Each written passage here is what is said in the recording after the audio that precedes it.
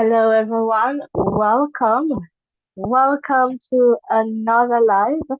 And for this one, I'll be providing you an update from IRCC regarding additional information about international student program reforms. And so, welcome, welcome.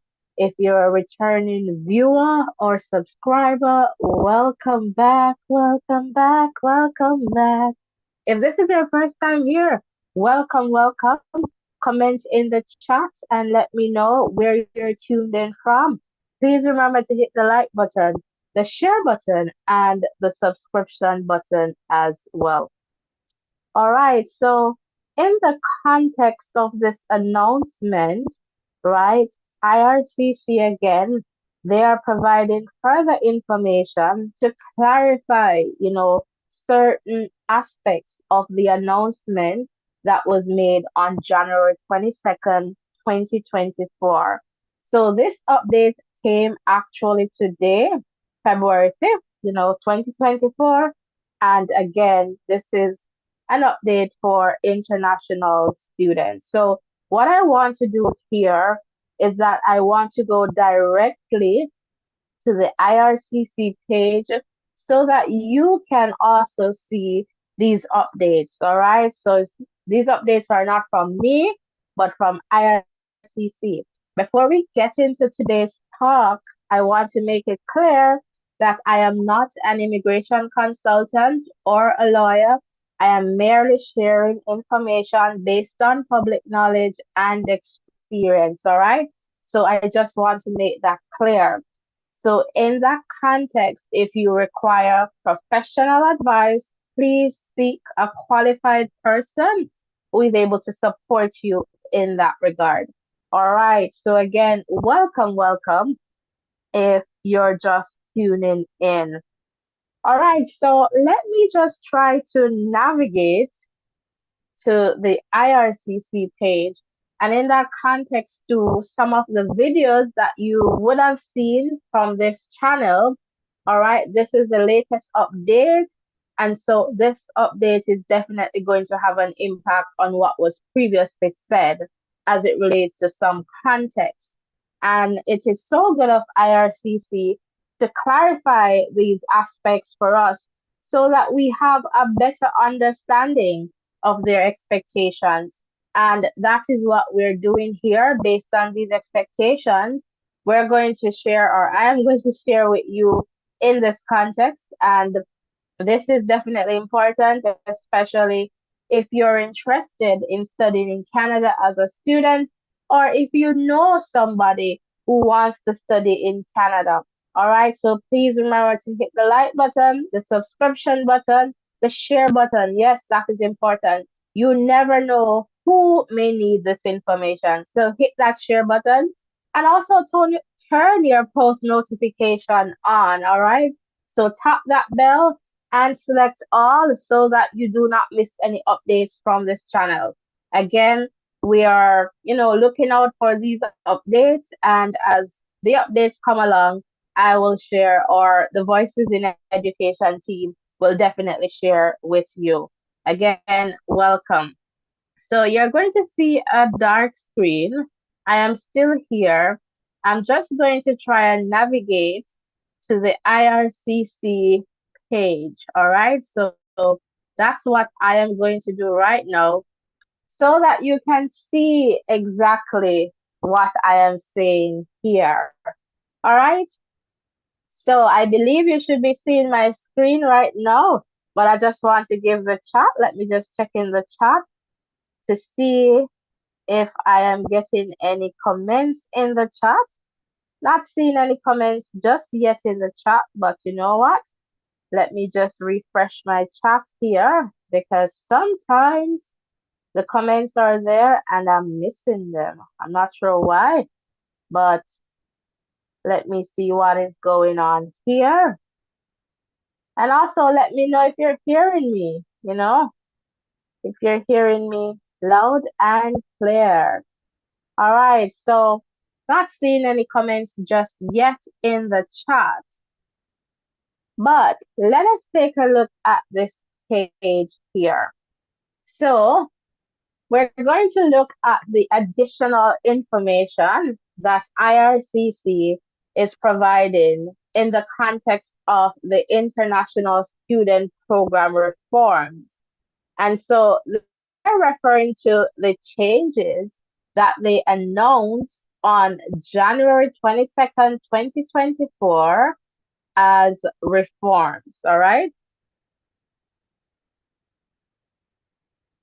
So today, as you can see here on screen, and let me see if I can just get a little pointer here going for you.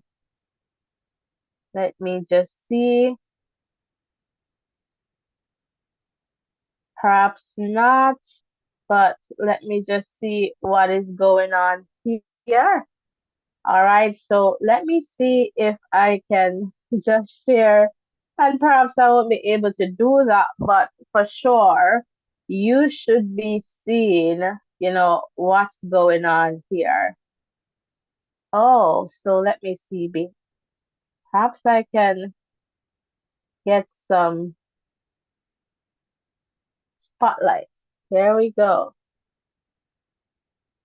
All right, so here we go. So as you can see here, okay, February 5th, 2024. So that's definitely today. All right. So this update or these updates in terms of clarifying the previous announcements made on January 22nd, 2024 of this year came today, as you can see here. So, as you see, further information according to IRCC is being provided to clarify the announcement of an intake cap on new international study permit applications and other changes. All right, so this is interesting and definitely important for us to take note. All right, so international students make important contributions to Canada's campuses, communities, and economy. However, we have seen unsustainable growth in the international student program in recent years. All right, so what IRCC say now, these recently announced reforms will support sustainable population growth in Canada and improve system integrity while helping to ensure that international students have a positive experience in Canada. And I feel that, this is important in the context of, just having a positive experience here in Canada. And so I believe that that is definitely important here in this context, wanting international students to have a positive experience in Canada. All right, so again, some important points to note, the date, right, of this announcement. So we're just in the introductory stage, and the fact that this update is being provided to clarify, all right, to clarify the announcement of an intake cap on new international study permit applications and other changes. So, from my understanding here, based on the initial announcement, perhaps there are some, aspects or some things that could be interpreted in other ways, which I did, for example, and I'll let you know when I get there. So what IRCC is now doing is coming and say, oh no, we do not mean that. This is specifically what we mean when we say this. And so that part for me is definitely important. All right. So Let me just scroll down here so that you can see as we go along. And, the big part there is the CAP and provincial attestation letter. But Ruren, I just want to jump to you to find out if you have any comments so far. Thanks for joining me on this one. Interesting update. I don't really have any comments so far. I'm just happy that they made things a little bit clearer. Okay, wonderful, wonderful. All right, so in this context, let us go to the CAP and provincial attestation letter. And you can see here what IRCC is saying. So IRCC is clarifying this aspect of the provincial attestation letter, the PAL, and we did a video recently on that, or a live, right? But let us look at this context right here, right now. All right, so what they're saying, as of 8:30 a.m. Eastern Time, so this is important, on January 22nd, 2024, most new post-secondary international students at the college or undergraduate level must provide a provincial attestation letter. All right, so that's the PAL, all right, from a province or territory with their study permit application. So we're clear about that part. IRCC will return any application received that does not include a PAL unless otherwise exempt. So we kind of had this information, right? So what IRCC now is doing in the context of this announcement that was made on January 22nd, 2024, they're now trying to clarify, what we mean by this, attestation letter and also the cutoff time, because that is definitely important. So, in the context of the attestation letter, they're saying this attestation letter will serve as proof, right, that the student has been accounted for under a provincial or territorial allocation within the national cap. So, based on the announcement, it is my understanding that each province they're going to get an allocation from the national cap, which is about 360,000 international students thereabout. And so, what they're saying is that this attestation letter is going to serve as proof that the student has been accounted for under a provincial or territorial allocation within the national cap. All right, so that is good there. Provinces and territories have been asked to have a plan in place for issuing PALs by March 31st, 2024. And this information remains consistent. All right, because we knew this from the start. And so this has been consistent in the sense where provinces are expected to have a system or a process in place where if you're applying to come to Canada, you will have that information by March 31st of this year.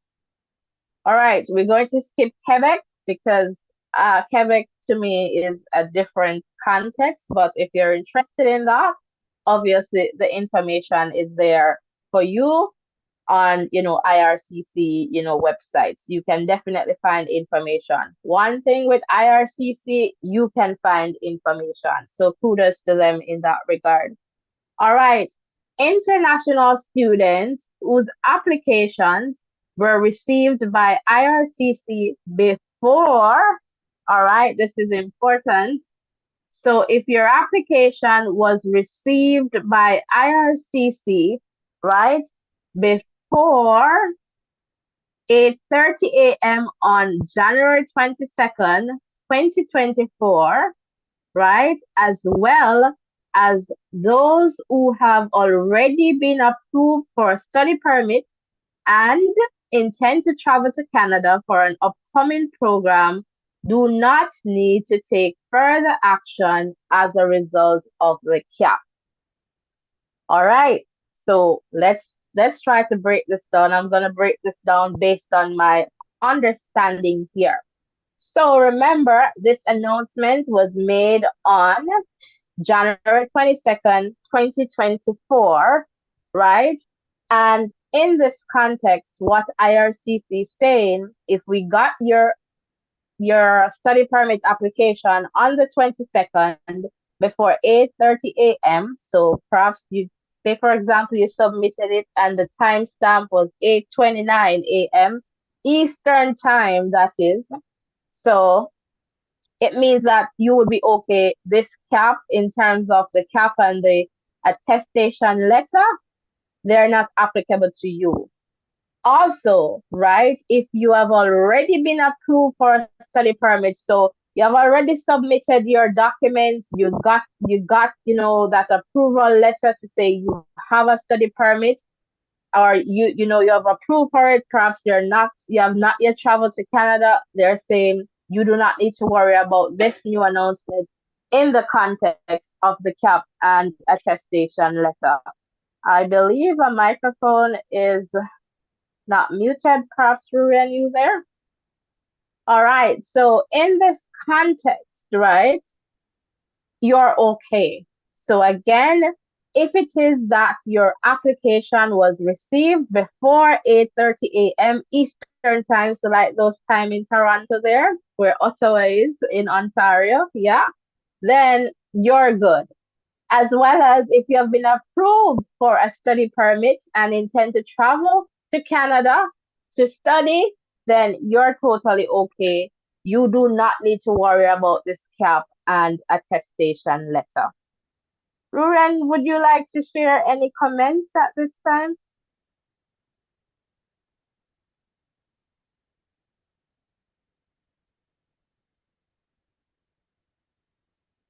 I'm not hearing you. Perhaps you're muted if you're sharing.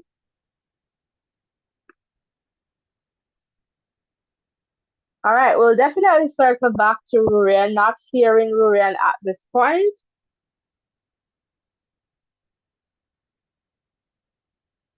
Just needed to get some water. All right, I'm seeing some persons here in the chat. Please hit the like button, the share button, and the subscription button. And also comment and let me know. Even if you just want to say hello, let me know where you're tuning in from. All right, that would be definitely nice to see. All right, so don't be afraid to comment in the chat as we go through, these, new updates. All right, would love to hear from you. Just keep my company on this side. That would be awesome. All right. And also remember to share with someone who might just need this information as well. So let's keep moving. All right, so we're going down here. Who needs a provincial attestation letter? All right, so we looked at some of those contexts in a video, but again, in the context of this, new update that came today, we are just going to go and see if there's anything that we missed. And that is definitely important to share with you as well. All right. So who needs a provincial attestation letter? Most post-secondary study permit applications. So we're right here. Most post-secondary study permit applicants, most non-degree granting graduate programs, for example, certificate programs and graduate diplomas. All right. This is a very interesting one, this point here. And you know what?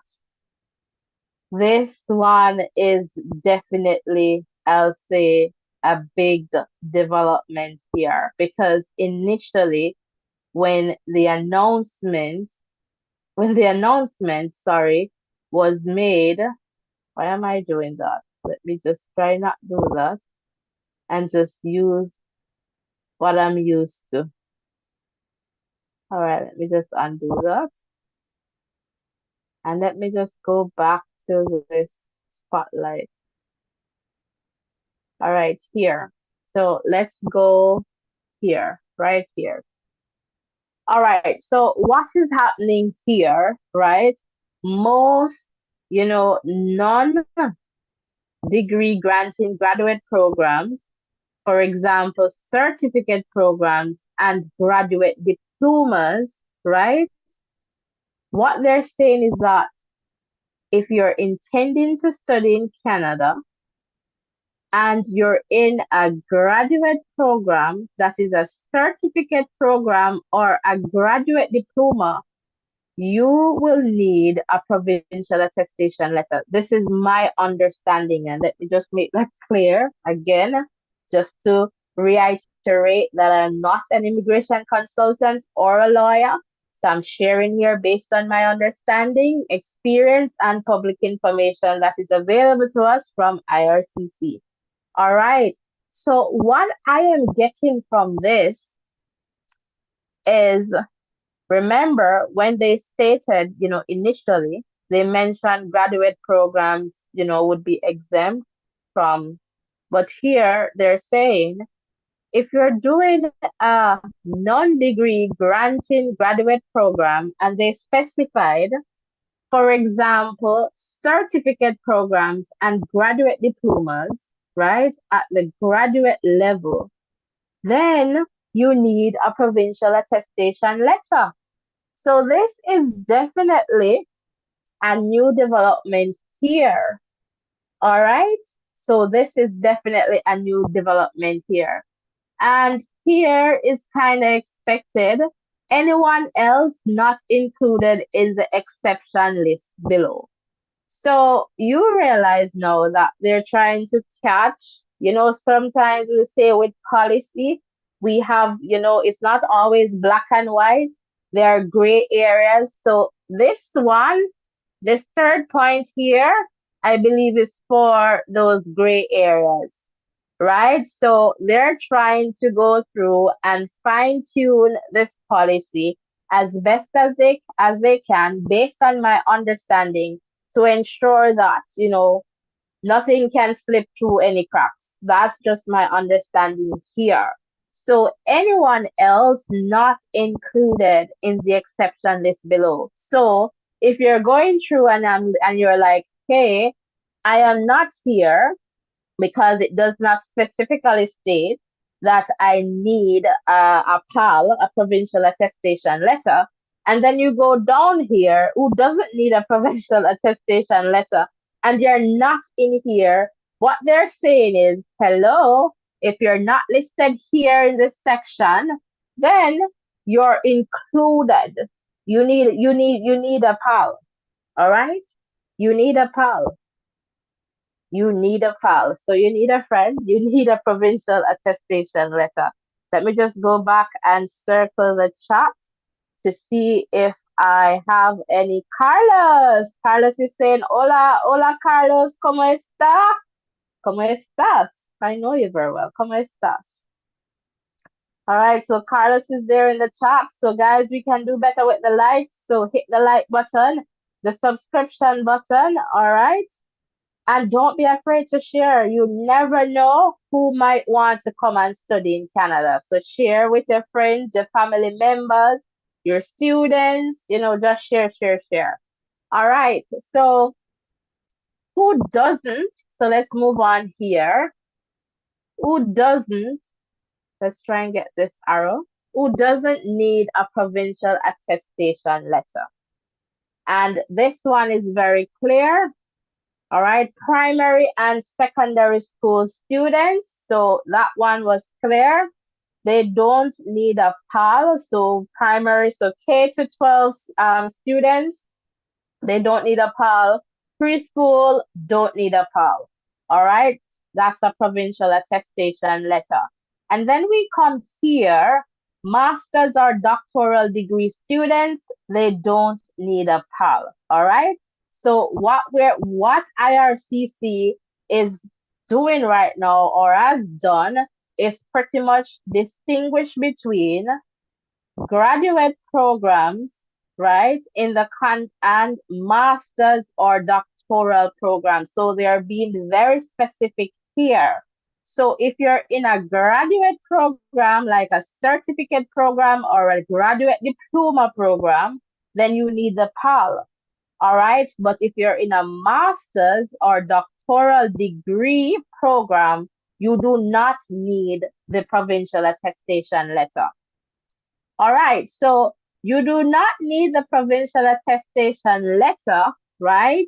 If you're a visiting or exchange student. And again, we did this in a previous video, perhaps yesterday or so.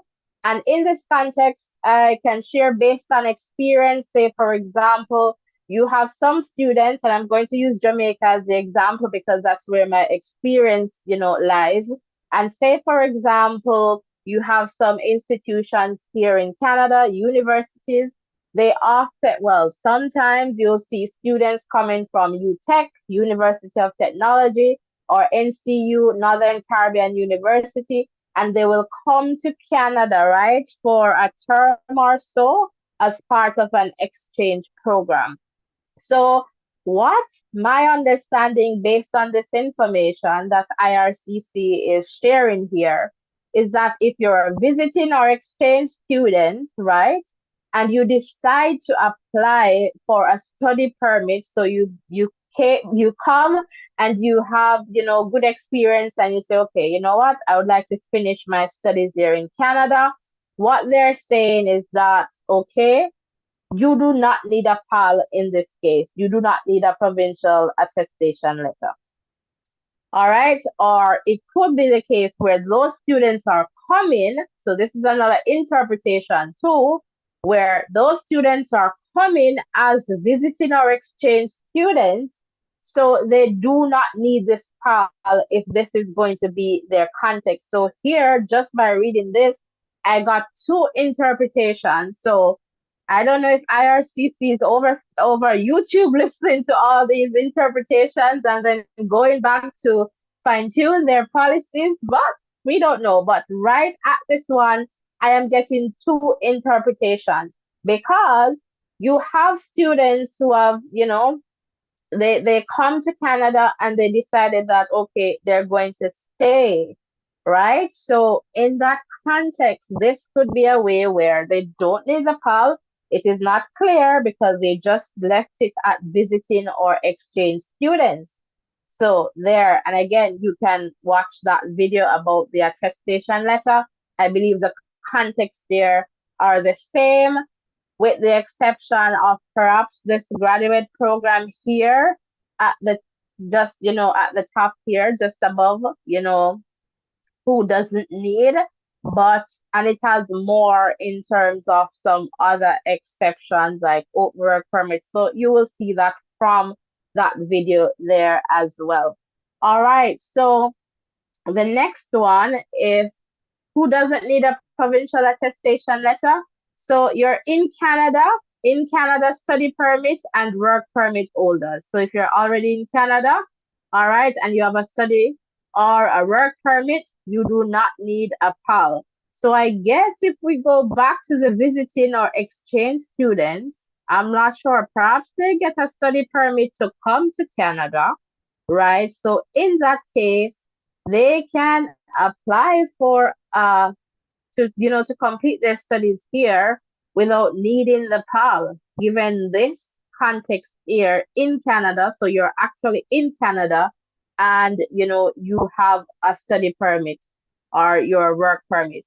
And so what they want to also share here is that this includes study permit holders applying for an extension. Again, this was explained in our video. So what this means, if you're in Canada studying and due to unforeseen circumstances, you were not able to complete your studies in the stipulated time that was originally stated or given on your study permit, your original permit, you can apply for an extension to complete, your studies. And in this case, you do not need a PAL. So this is my understanding here. You do not need a provincial attestation letter in this case. Let me just circle the chat here to find out if I am missing any comments. No, not really. So let me just refresh here. And I know that Jamaica is here. Who else is here in the chat? Where are you tuned in from? Don't be afraid to comment and hit the like button, hit the subscription button, and share, share, share. All right, so let's go to the next one. You do not need a PAL if you're in Canada. So in Canada, family members of study permit or work permit holders. All right, so this one, so if you're in Canada and you have family members with study permit or work permit, then you don't need a PAL. They have in Canada here, and I am wondering if they mean that the family members would be in Canada, but they would be in Canada at some point if they have a, study permit or work permit. But could this mean, for example, you have, say, a child who is coming and not yet in Canada, but again, if they're going to come to Canada, they will have a visa. So it makes sense to just leave it as in Canada. So once this context applies to you, you do not need a provincial attestation letter. And this one is also clear, as we mentioned earlier. Students whose application was received before, 8:30 a.m. Eastern Time on January 22nd, 2024. All right, so this is definitely important as well, but I believe we all know this one or should know this one. All right, so Rurian, I'm circling back to find out if you have any comments you'd like to share at this time. Oh, thank you for circling back. Really clear. This has been, the clearest they have been since they, have put out these new directives as it relates to, studying here in Canada. And, a lot of the points that they made they have expanded on them, and they are much, as I said, much clearer and easier to interpret, especially when they tell you that, if you don't fall in this category, then you're going to need a PAL. So, you know exactly if you're in that category or not, and that will, determine whether or not you need that PAL. Yeah, for sure. This was one of the biggest changes for me in the context of this update because what I get from it, as I shared earlier, they understand that policies are not always black and white. They can come with gray areas. So for me, this point that you see the arrow where the arrow is pointing right now is Yeah, telling me that they're trying to ensure that there are no gaps. for sure. Yeah, so that's interesting for sure for me. So they're ensuring that, there are no gaps. So all right, thanks for sharing. I'll definitely keep, circling. Let me see if I can get this page to go down. Hopefully. All right, here we go. Or to go up, whichever. All right, so now let's take a look at, post-graduation work permit PGWP update for graduates of master's degree programs. So this is definitely important, I would say. And let us read this, or let us go through this introductory paragraph here. So, in recognition that graduates of master's degree granting programs are excellent candidates to succeed in Canada's labor market and potentially transition to permanent residence, we have made a change to the length of the PGWP so that they have the opportunity to meet the required Canadian work experience in order to apply for their permanent residence. All right, so this is interesting. So, what Canada is saying, or what they said here, IRCC is saying right here, is that, graduate students, so master's and, I guess doctoral programs, they're excellent candidates to succeed in Canada's labor market. So it would appear to me that they want more students at the graduate, master's, and doctoral level just by this introductory paragraph, right? And so if we move down to the second one here, starting on February 15th, 2024, a longer 3-year post-graduation work permit will be available to those who are graduating from a master's degree program that is less than 2 years and who meet all other PGWP eligibility. All right, so let's try and break this part down, this little second part here. So what they're saying is that if you're graduating from a master's degree program that is less than 2 years, and if you meet the PGWP eligibility criteria, so that's the postgraduate work permit, criteria, you can get 3 years, a 3-year open work permit. So now we notice, or based on my observation here, right? The postgraduate, so a graduate diploma or certificate will not fall in this category because they're sticking to the language here of, master's degree. So they're sticking to this language. So a master's degree program that is less than 2 years, right? You're able to get this here, a 3-year post-graduation work permit based on my understanding here. All right. And the length of postgraduate work permits for programs other than master's degrees will continue to align with the length of the study program to a maximum of 3 years. So what they're saying, okay, if you're doing a postgraduate diploma, based on my understanding here, right, or a postgraduate certificate, and even if it is less than 2 years, you're not going to get this 3-year work open work permit, post graduation work permit. What you will get, you will continue to get as per the normal rules or policy. You will continue to get, based on the length of your study or program. So usually if you do 1 year, they might give you 1 year or a max of 2 years. So that's my understanding there. All right. And here they say, who is eligible for a longer post-graduation work permit? Graduates of programs that are at least 2 years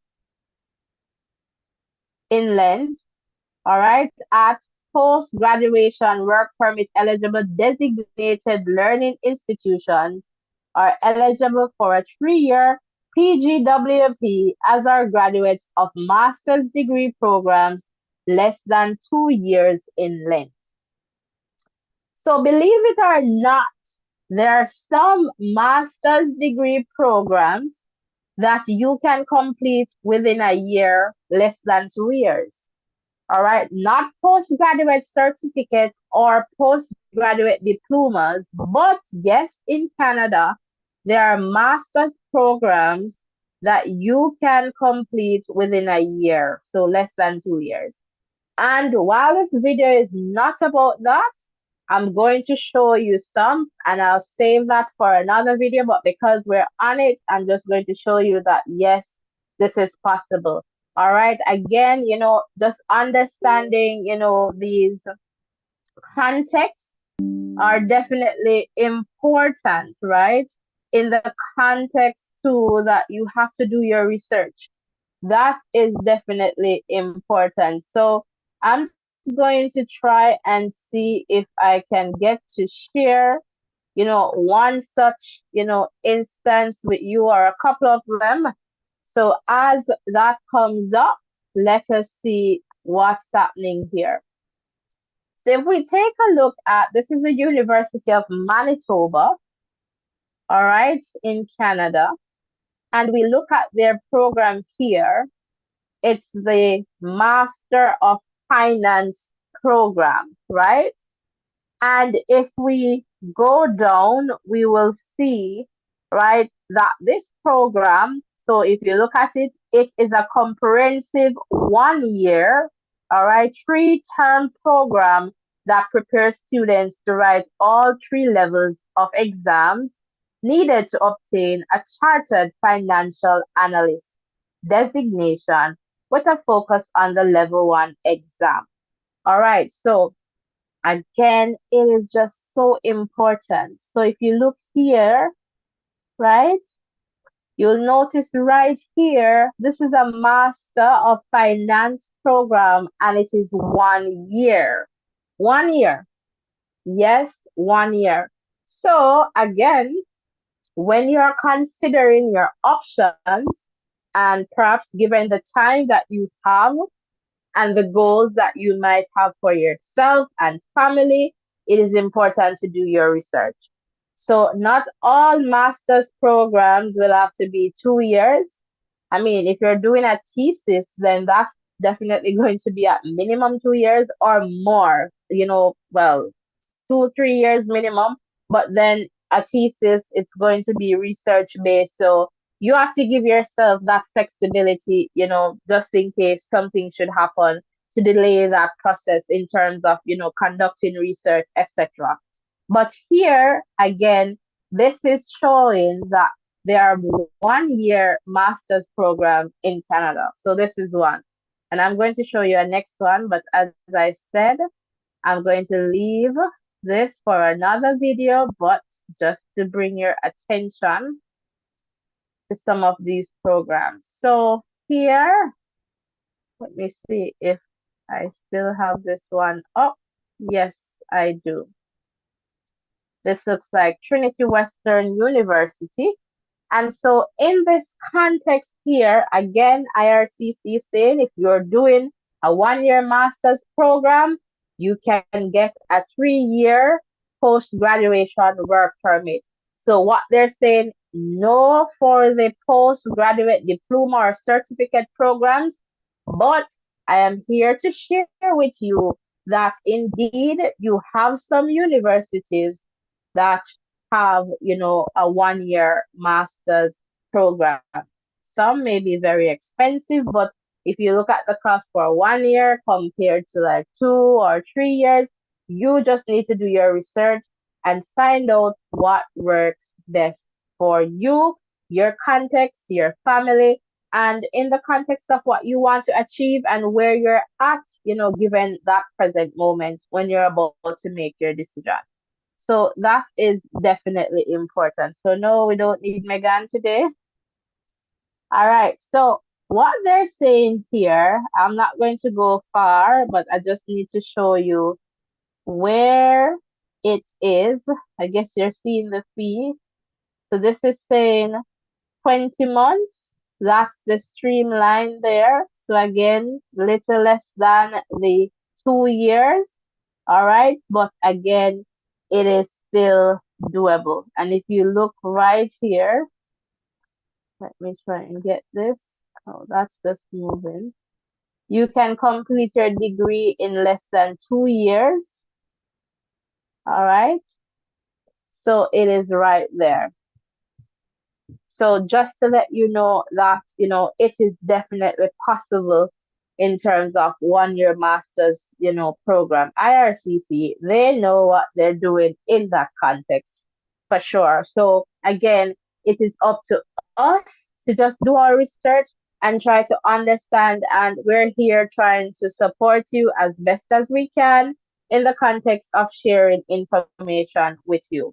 What I noticed so far with these, 1 year master's program or programs that are less than 2 years, they tend to be like business, computer science, perhaps engineer related, or I believe I saw one history related. So again, I'm going to try to do some research, more research on that, and then have a video specifically for that.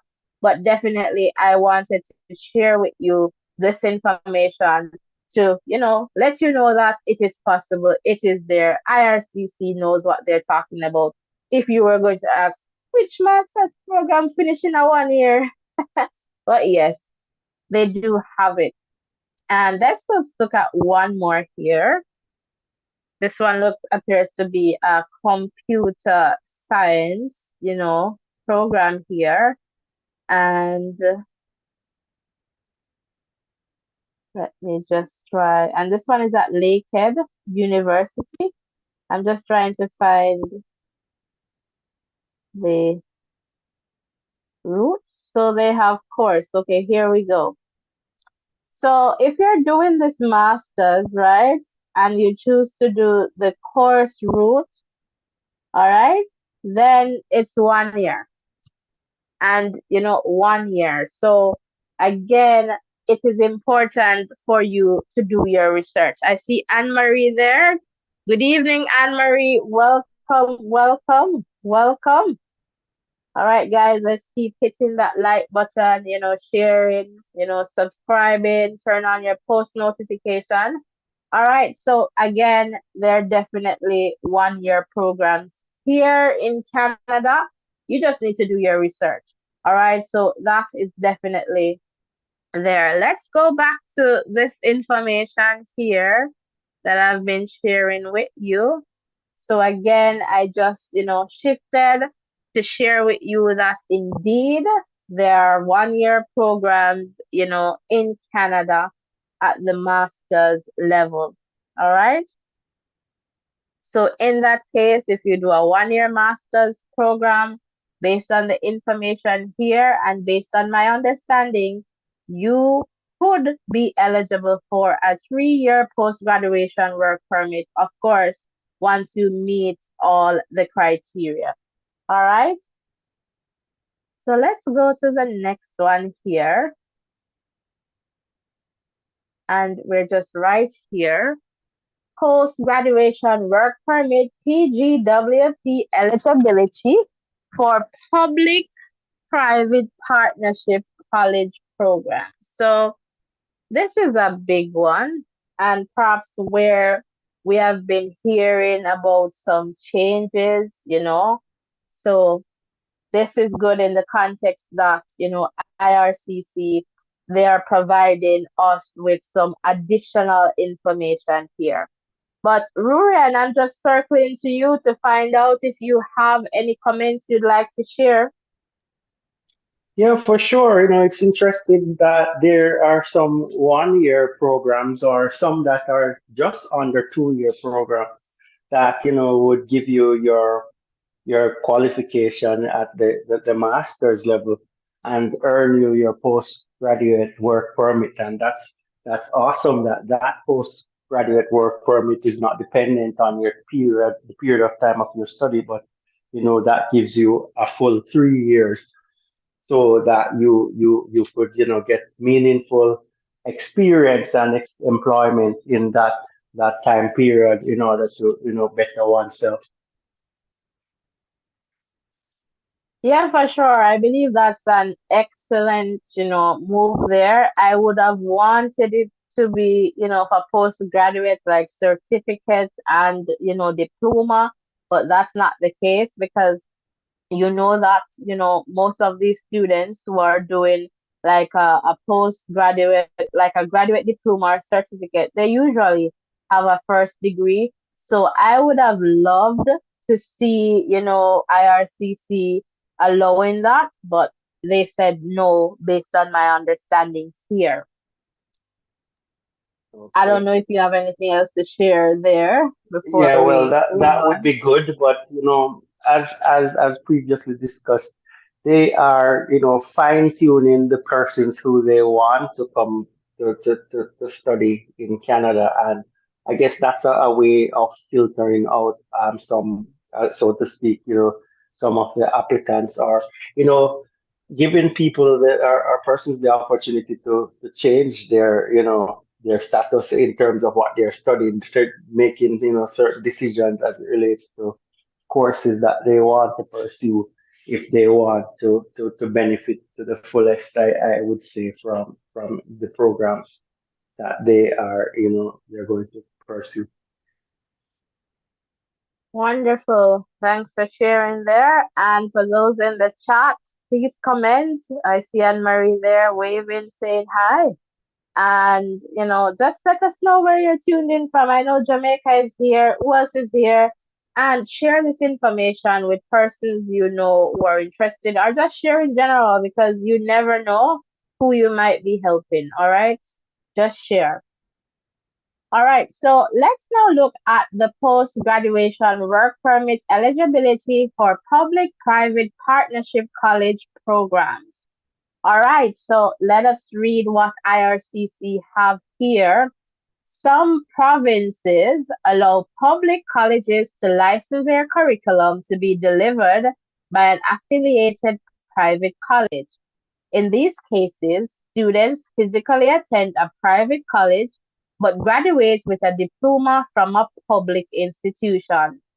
Concerns have been raised with regard to the quality of education provided by these institutions, as well as the lack of sufficient student support. The Auditor General of Ontario has also raised concerns about a lack of oversight into program quality and student services at these institutions. As such, IRCC has made a change to restrict PGWPs for these institutions, anticipating that without the ability to apply for a PGWP, there will be a reduction in the number of international students enrolling in them. All right, so let us try to break this all down. All right, so based on my understanding here, you have some institutions, so like private colleges, and let me not say clear, but based on my understanding, these private colleges, they too have a DLI number, a designated learning institution number. So if you're familiar with that, and perhaps I'll do that in another live because I don't want to go off too much. Once you perhaps go into Google and you put designated learning institution, you can select them by province and you see what comes up. Usually too, it tells you if they're eligible for a PGWP, a post-graduation work permit. What I would love to see at this point is that that list is being updated to reflect these new changes. Because the last time I checked, and I checked, some colleges that I know had or have, you know, programs affiliated with, public, institutions, so college or universities, etc. And so when you go there, it's still saying, yes, they're eligible. So right now, I would love to see that, list being updated to reflect these new changes. So once you go, you can see, yes or no. Right now, I'm seeing yes. So just based on what I see, those institutions, they still have a DLI. Perhaps in the future, they might remove the DLI. I am not sure. Right. So what I am getting here is that these private colleges, they usually have this association, so a license in terms of a curriculum license from an institution, a public institution, where they're able to offer that program in their private college. So what IRCC is saying that, you know, students are not treated well in these institutions. There are not enough supports for them. And I guess they're not getting the quality of education that they, paid for or that they deserve, based on payment. Denise, welcome, welcome, welcome to the chat. How are you doing? And so in this context, what IRCC is saying, you know what? We're going to restrict the PGWP. So what I'm getting here, we're going to remove that. So if you attend, and perhaps I'm preempting what is going to come next, these institutions as of a certain date, then you won't be eligible for the post graduation work permit after completing your studies. All right. And so they're saying we are doing this, we are implementing this change, this policy, this reform to prevent students from applying to these private institutions. But my question is, why why does IRCC just not take away the DLI? Because if you remove them from, the DLI, then students, international students, based on my understanding, cannot apply for a study permit without having a DLI, institution. So an institution with a DLI number. So I am wondering too if that is something that they will do, or perhaps they don't want to make that move just yet because again, some of these changes in terms of the intake cap, they said they're going to put that in place for 2 years.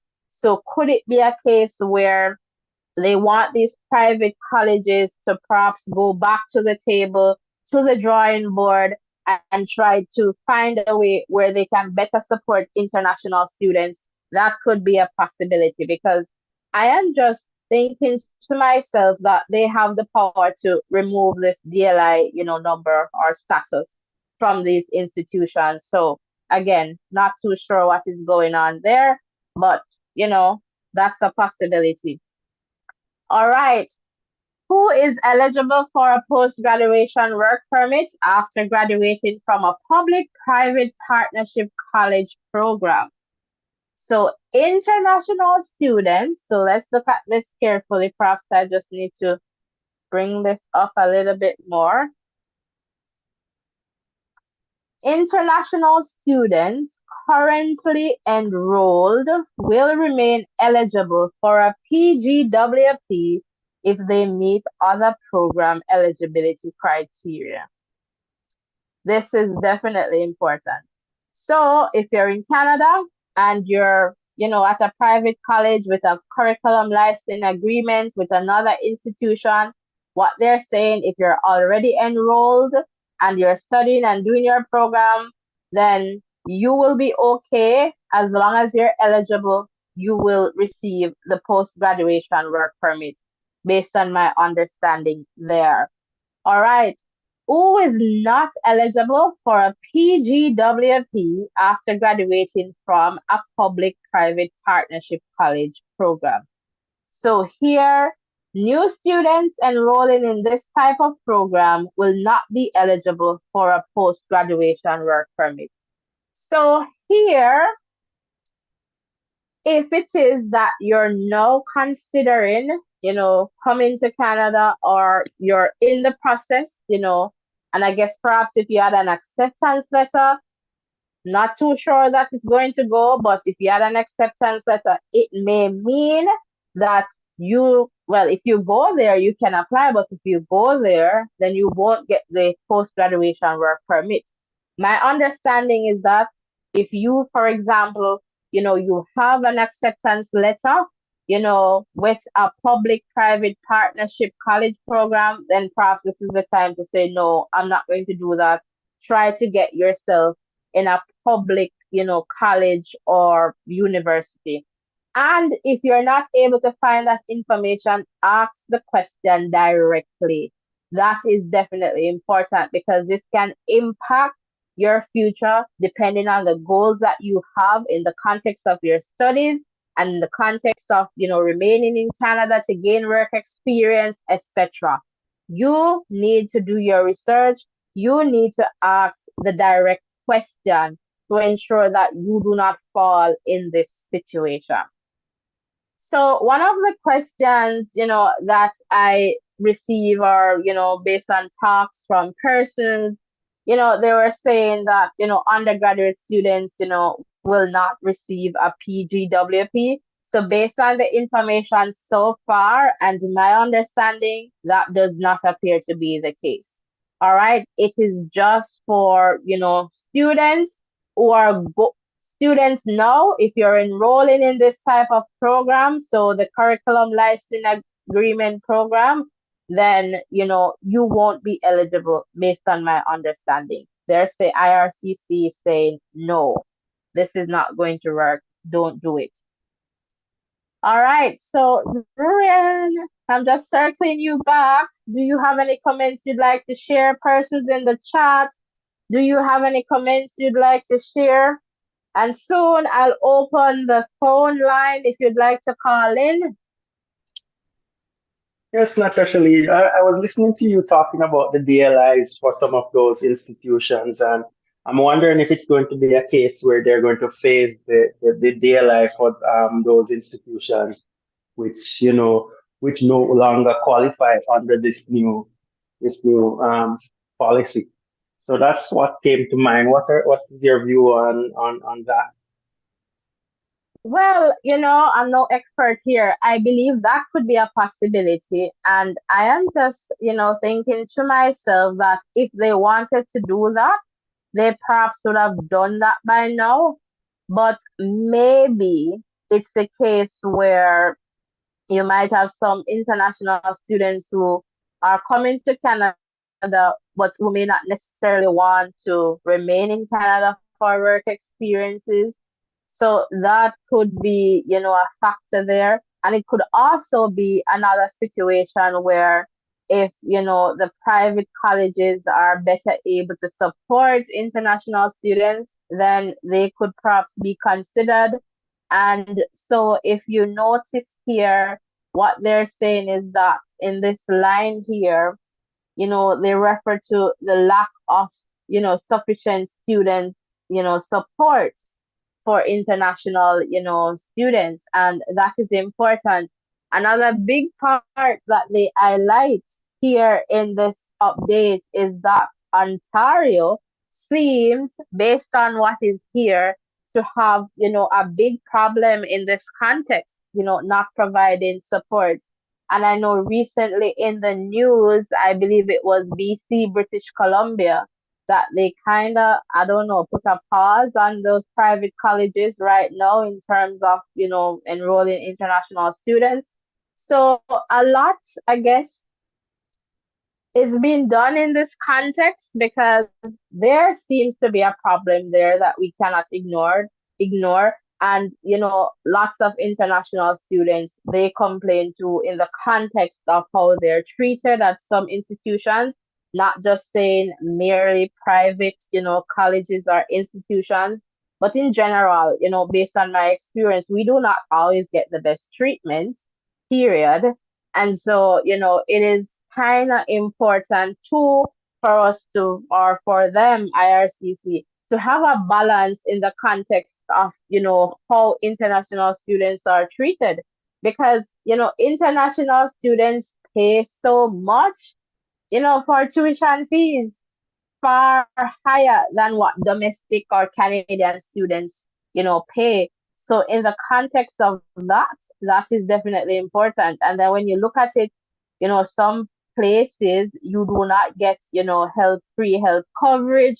And so there are lots to consider in this context, when when I started out here, we, and perhaps it is still going on, international students are not cash cows, because that's how we felt in that context, is as if it's just the money that is important, nothing else. But yet still we contribute so much to the economy. And you think about a classroom setting, you think about diversity, there's so much, ways in which we contribute, to the Canadian society and to university programs. And I'm sure that, these new developments are definitely impacting, institutions who perhaps, in Jamaica, they say they put the pattern and I wait for it, but that's where you go. I don't know. I don't know, Ryan, if you have, anything else you'd like to say here before No, we move on. for sure, yeah.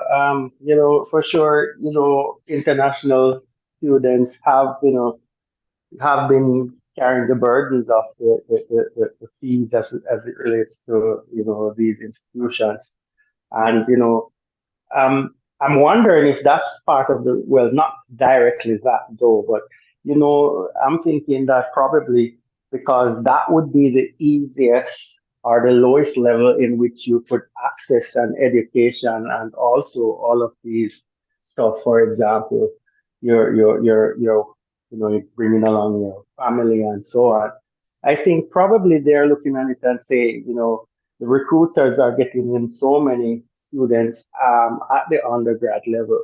So, with with this large influx of students, and they're not necessarily helping them to, get the necessary things that they want when they get here, or what would they would need to live a so-called good life. I think probably that's one of the reasons why they have, made these changes, just to stop that huge influx or to reduce that huge influx, and just to ensure that whoever comes here can get that due care and is treated well. What is your take on that? I guess so. And, also I kind of see a shift, toward, like graduate student, master students, doctoral students, I guess students in professional, programs. And we'll come to that in the context of the open work permit for spouses and common law partners. And so it's as if, they want international students, but perhaps not to the degree at which, they were receiving. And so they're now looking at, I guess, their labor market and trying to see, what expertise do we need. And so in that context, I feel that they're more, aligning with, the graduate level in the context of masters and PhD students because, they need, or Canada needs, those persons with those, expertise. All right. So let's now look at this. But great question there, Ren. Let's now look at this one here. Changes to open work permit for spouses. In the coming weeks, all right, so this is where we're at. Eligibility for open work permits for the spouses and common law partners of international students will be updated. All right, so let me just give you a quick, update as to what that, looked like before these updates based on my understanding and experience.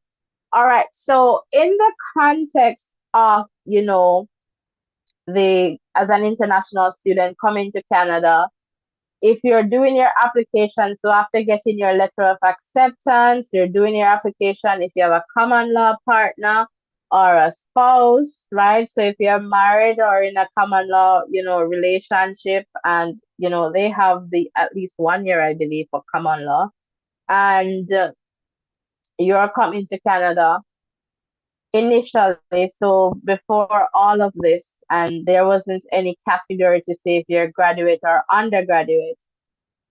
When you're doing your application, your spouse or common law partner, they could do, an application for an open work permit as well. All right. And so once they meet the eligibility criteria, then I believe that would be granted. All right. So let's now look at who can get an open work permit. All right, so eligibility is limited. So we're here. Let me just bring the arrow down here. Eligibility is limited to the spouses and common law partners of students in graduate, master's, and doctorate and professional degree granting programs only. All right, so this is interesting here. So what I am getting from this first point here in terms of who can get an open work permit is that, if it is, that you're in a master's or doctoral program, and they're very clear here. So they're not considering the postgraduate certificate or diploma because they said, graduate, and they specify here in bracket what this means for this context. So based on my understanding now, if you're not a master's or doctoral student, then your spouse or common law partner will not be eligible for an open work permit. All right, so let's look here. Once these changes are in effect, spouses and common law partners of international students seeking to extend their existing work permit will continue to be eligible under this stream. So my understanding here, based on the second point, is that if you're already in Canada and once this update takes effect, so again, we don't know when, so I'm not seeing a specific date and time as to when the open work permit in the context of this limitation now to masters and doctoral students will be in place. But what they're saying here is that once this is in place, then if you're already on a work permit, then you'll still be eligible to extend that work permit. So that is what I am getting here. All right. And so if it is that you're already in Canada, so you would have already received that work permit, that open work permit. And if you needed to extend it, then that is totally okay. You'll be still eligible, even if you are the spouse or partner of an undergraduate, student or applicant. That's my understanding there. And let's just go down here to see, who will not be eligible. I just need to get this off and go back to the spotlight here. Let me see if I can get this moving. All right, here, who will not be eligible for an open work permit? So we're right here. Perhaps I can do this a little better here. So the spouses and common law partners of international students in other levels of study, including undergraduate and college programs, will no longer be eligible for an open work permit unless they already hold an open work permit under this stream. All right, so this is really confirming, this previous point here. So what they're saying here, based on my understanding, is that at some point in time when this take effect, not sure when, so, if you were already approved, in the context of, I'm not too sure what you're going to do now, you still have to wait until March 31st to get that attestation letter if you need one, and perhaps you would, because if you're not a master's or if you're not a master's or doctoral student, then you will need one. And something that I failed to mention, just above here, when they mentioned about professional degree granting programs, so eligibility is limited to the spouses and common law partners of students in graduate, masters, and doctorate and professional degree granting programs. So here I take this to mean like medicine, law, all right, those professional degree granting programs. So this could perhaps, and I'm not sure if IRCC has a specific definition for professional degree granting programs or if this would be based on the institution. All right, but I know medicine and law, perhaps those two for sure, would fall in that category. So let's now go back to this point. Who will not be eligible for an open work permit? The spouses and common law partners of international students in other levels of study, including undergraduate and college programs. So once this thing comes into effect, if you're in an undergraduate program, if you're in a college program, or if you're in a graduate program, like a graduate certificate program or a graduate diploma program, based on my understanding, your spouse or common law partner will not be eligible for this open work permit, all right, unless they already hold an open work permit under the stream. And as they mentioned up here, and wanting to say, do an extension. All right. So that is definitely important there.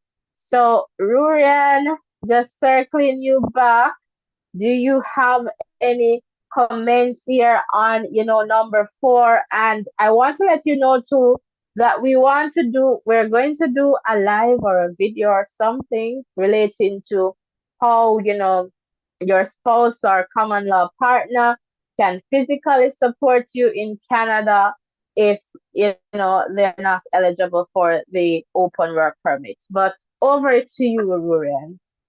Oh, this is really interesting now because the support system, as you mentioned, with the spouses for undergrad, um, students studying undergrad or who are probably just entering. Just to clarify, if I guess if you're as the spouse of somebody who is in the undergrad before this January date, then you would be okay because you would have that based on the old policy, right? Is Yeah, that what that's they're my saying? understanding. That's my And understanding. so it's just for the new applicants. So if you're applying to study in the grad at the grad level, now then your spouse would not be automatically be given that open work permit. Um, No, at the graduate level in master's and doctoral program, they are still eligible once they meet the criteria. yes, That's not, yes, but yeah, but below undergraduate, that, yeah. So yeah, that's going they're to not be like, eligible unless it's a professional, degree granting program, for example, medicine or law. okay, cool. That's good for the upper levels, the doctoral and the grad level, but for undergrad, it's going to be a big blow for persons who are considering studying at the undergrad level. Um, it's good to have that support when you're studying, and knowing that your partner, your spouse can work and help to get the bills paid. But with that aspect missing, I'm sure it might become a deterrent for persons who are considering applying toward, pursuing courses at the undergrad level. For sure, for sure. I agree with that because, and again, I said, stay tuned for another live or video. It's easier to do a live because I just come and I can just talk, but sometimes it's challenging to just, find the time and the moment to get it done. But, I'm going to do another video in the context or a live in the context of how, your spouse or common law partner can, physically support you in Canada. As I said earlier, with policy, it's not always black and white. There are gray areas. And so, I jokingly said, I wonder if IRCC, is listening to us here on YouTube and then going back and making some changes, but could be possible because you're seeing policy, you're interpreting it. And so we see that blanket, one there, for example, with the letter of attestation, that clause was pretty much trying to not have any gaps. And who knows? You see, this update today is somewhat different from what we heard on the 22nd of January. So as time progresses, we might see more in terms of updates. And we're here, watching and looking out and wanting to share with our community members just, our understanding. Again, I am not an immigration lawyer or a consultant, so I'm just merely sharing based on public information, my understanding and experience. But I see that Alexia, so Lexi Wale, hello to you. Thanks for coming over and joining us. And Alexia is saying great info. Thank you so much. And that is definitely important, and that is why I cannot overemphasize the importance of doing your research. This information is available, and I understand that not everyone will be able to read and interpret it. Just try to connect with some persons who can support you, connect with this channel. We do our best. So we're here just following, trying our best to follow the updates as it relates to, what is happening in the context of international students right now, and then, trying to share that with you as best as we can. So lots happening here, and what I would say is that if you're interested in studying Canada, I guess it can still happen, but understand the process in terms of the journey, and then just take it one step at a time. I don't know if you want to share any more, but I'm going to place the WhatsApp number in the chat. So just in case you'd like to call in, you can call that number there, WhatsApp only. So if you'd like to call in and just share, even if you just want to say hello and say, I like what you're doing, that is totally okay. So we have another few minutes here just to take, a couple of calls, or if someone wants to, talk, then we can definitely do that. So the number is in the chat there. But, Ruren, any other comments that you'd like to share? Well, I have a couple of questions that I would want to just throw out there. If you want to give your take on it. Um, I could do try. you? Okay, great. Do you think I'm not sure if more I'll change? have the best answer, but go ahead. Well, let me just toss it out there, and your listeners too. If they want to add their answer to the chat, that would be fine. Do you think more developments, more changes, more updates are coming as it relates to this policy here, as it relates to international students coming to Canada to study? Well, I would say some more updates are going to come, and it's going to be, related, because if we look at this one now in the context of, spouses and common law partners, we do not have a specific, time and date when this would be in effect. So for sure, at least I am foreseeing that this is going to come, and it could be that they're trying, to iron out some things too. So once they're coming with the date, then we perhaps might get some additional information. Not too sure, but at least we are going to see. I am believing that we're going to get a date at some point, and definitely that will come in another update, because right now it's just saying, if we look here, this is just saying in the coming weeks. Would this be 2 weeks, 3 weeks, 4 weeks, 5 weeks, 6 weeks? We don't know, but we understand that some more updates based on this language here. So when I'm looking at, and reading, policy and these things, one of the key things too is to pay attention to language, and, trying to understand, okay, here, this is specific, and here it's perhaps not. So just trying to interpret that in the context of understanding the policy itself. And so, based on this language here that I highlight, in the coming weeks, that is telling me that there is some more information to come. But a very good question there, Rurian. Okay, awesome answer. It says in the coming weeks. I guess we should look out for some more updates, and I'm sure you would keep us up to date as it relates to that. But I'll my try my second best. question, oh, for sure, you're doing awesome. I want to ask this question too. I want to throw this one out there. You know, not necessarily for you, but just to see where persons are in terms of their thinking. Do you think these new policies will be relaxed? This is just, from your personal standpoint. Do you think it's going to get back to a point where, you go where you want to in terms of studying, and you will get, your necessary study permit, and you'll get your postgraduate permit, depending on the level, not limited to certain levels of study, just to revert all that has been done, because they said that this is going to be in for a few years. So the possibility lies where that they could say, all right, this isn't working, we're going back to what was there, or they could say, all right, this is our way forward. How do you see this? That's a big question and a very good one. So I'm gonna try my best to navigate your question.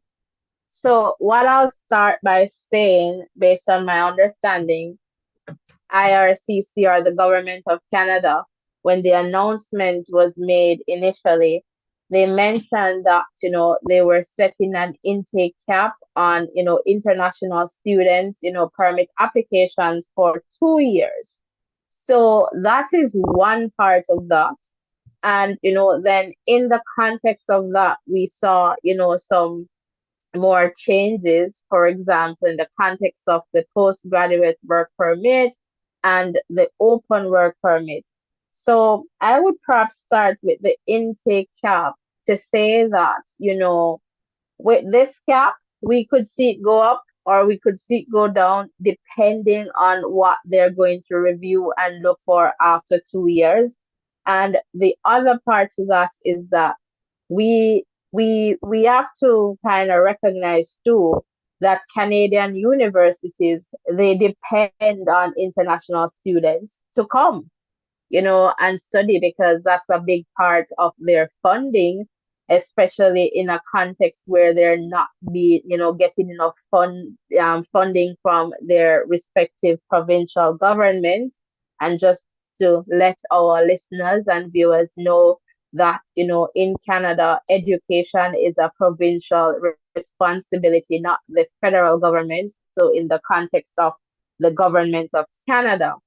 So what I mean by that, if you were living in, say, Alberta, then, education is the responsibility of the Alberta government and not, Trudeau's government, the government of Canada. Trudeau is the prime minister right now, not the government of Canada. But immigration is a federal responsibility. So immigration is the responsibility of the government of Canada.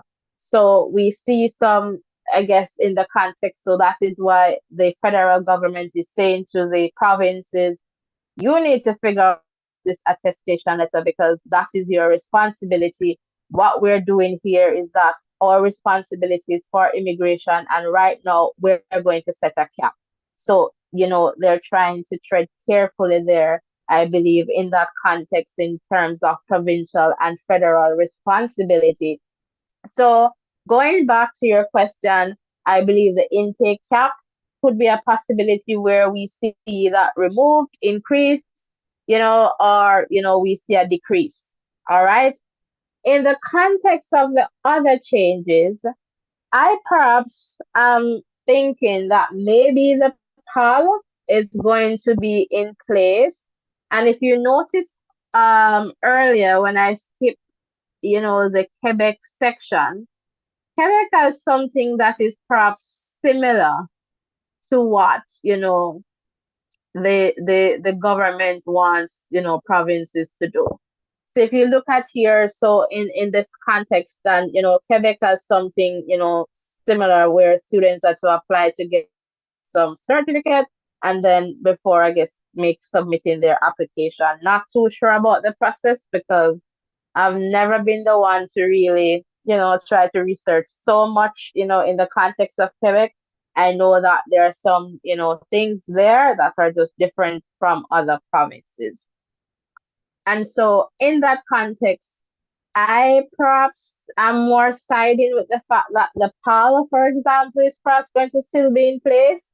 to the extent where they decide to the extent where they decide to say, for example, give the PGWP for me is not an issue because undergraduate students can still get that. They just need to be in a public institution and not in a private, college with a curriculum licensing agreement from a public institution because that's one too. If they say don't go there and you can get it elsewhere, that should not be a problem. And so that one perhaps might stay unless these private colleges, I guess, they're going to do better in the context of supporting international students. Then maybe we might see that, change being reversed. But for now, if that continues, and we realize they mentioned that in Ontario, there was some audit there was some, or was it an audit that was done? But they mentioned something in Ontario. I'm just trying to find that here from this, information here. Okay. Here they're saying in Ontario, the Auditor General, raised concerns about the lack of oversight into program quality and student services at, the private colleges, institutions, those institutions with, curriculum licensing arrangements or agreements.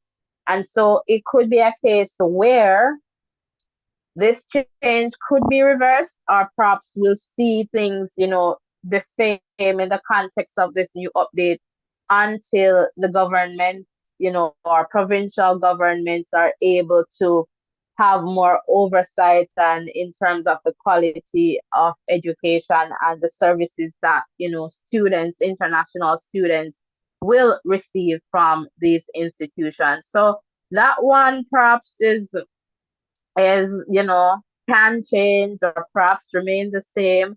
And in the context of, work permit eligibility for spouses, if it is that Canada continues to have a housing crisis, and that was one of the, I guess, factors that was, included somewhere in this conversation as well in the context of these updates, it may mean that they're trying to limit the number of persons coming in, trying to get, houses, apartments, etc. And so, we might not see these changes lifted, but then again, I don't know what the plans are. I am just merely speculating. So over to you, Ruren.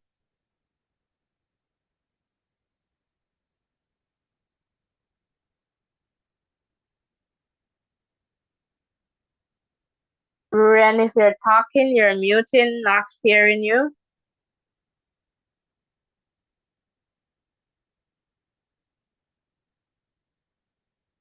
All right, Okay, so yeah, thank perhaps, you. Are you hearing me now? okay, yes, I'm Yes. hearing you. So thank you so much for answering those questions. I think, yeah, you have touched on some good points as it relates to that, the whole fact that the provincial government has to, understand and oversight what is happening in their own, in the province is definitely a good point going forward. But, interesting information here about, the development of, you know, this whole story as it relates to international students coming to Canada to study. Yeah, for sure. And, as I'm going to wrap up here, so I don't know if you have any final, thoughts that you'd like to share too before I give my final comments. Well, just, encouraging, everyone who is thinking about coming to Canada to do their research, keep abreast of what is happening because as they say, change is coming. So just to keep abreast so that whatever decisions you're making is in your own, is in your best interest, I should say. Yeah. For sure. And, as you mentioned, that is definitely important in terms of doing your research.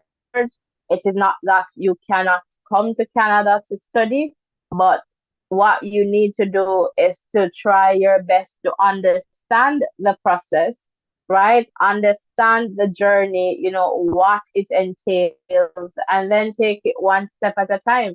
All is not lost, and that is definitely important. So, all the best to you, blessings and love, and stay tuned for the next live. Thank you so much to all the persons who shared in the chat, who said hello, and to all the persons who came on to listen to this, conversation regarding, updates for international students from IRCC.